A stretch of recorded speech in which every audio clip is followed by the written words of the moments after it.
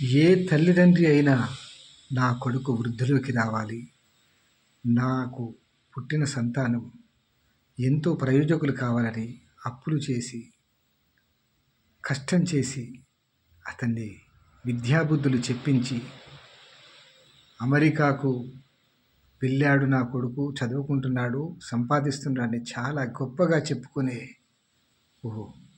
తల్లిదండ్రులకు పుట్టిన బిడ్డలారా, ఇలా మాత్రం ఎప్పుడు చేయకండి.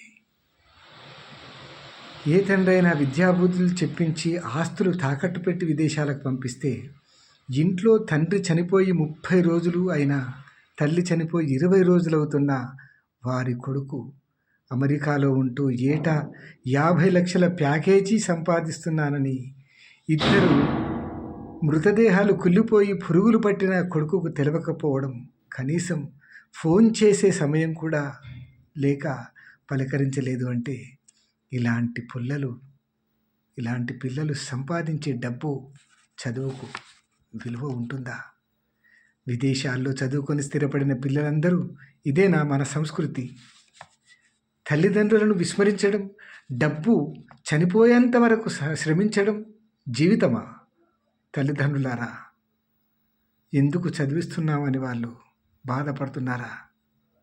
నా తల్లిదండ్రులు నా దగ్గర ప్రతిరోజు ఒక్కసారన్నా ఫోన్ చేసి వారికి యోగక్షేమాలు అడగాలని మీకు తెలియదా?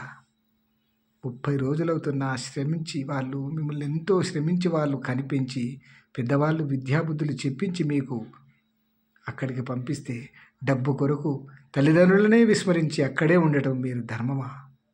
ఒక్క ఫోన్ కాల్ చేసి నాన్న తిన్నావా, అమ్మ తిన్నావా అని అడిగితే వారు ఎంత సంతోషపడతారు. ఈ యొక్క వృద్ధాప్యంలో వాళ్ళను వదిలిపెట్టి, వాళ్ళను ఇబ్బంది పెట్టి వాళ్ళు చనిపోయినా రాలేదంటే మీరేం కొడుకులయ్యా? మీకెందుకు ఇలాంటి వారికి జన్మలిచ్చినామని వాళ్ళు చనిపోయిన వాళ్ళు ఎంతగా బాధపడతారు. చనిపోయినా కానీ వాళ్ళు పైలోకానున్న వాళ్ళు కూడా బాధపడతారు కదా. ఇలా చేయడం మంచిది కాదండి. డబ్బు సంపాదన అశాశ్వతమైనది. ఎంత సంపాదించినా ఇంకా కావాలనే ఉంటుంది, కానీ మనుషులకు చాలు అని ఏ ఒక్కరోజు అనిపించదు. మనిషి బ్రతకడానికి 1 కోటి రూపాయలైనా సరిపోతాయి, తృప్తిగా బతకొచ్చు పల్లెటూరులోకి వచ్చి.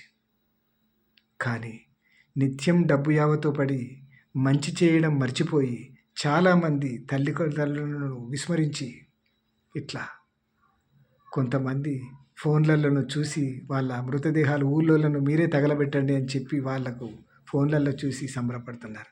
ఇందుకొరకేనా మీరు కన్నది? ఇదే నా జీవితం, ఇదే నా వాళ్ళు కోరుకున్నది? మారండి. ఎప్పటికైనా తల్లిదండ్రులను ప్రతిరోజు పలకరించి, వారికి ఏదన్నా అయితే 1 ఇయర్కి ఒకసారి, 6 నెలలకు ఒకసారి వచ్చిపోండి.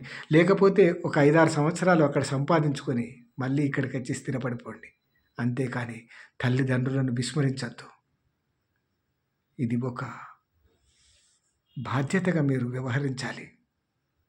తల్లిదండ్రులారా, బహుపరాక్, అమెరికాకు పేండు అని సంతోషపడటం కాదు, నీకేమవుతుందో రేపని తెలుసుకొని మసలుకోండి.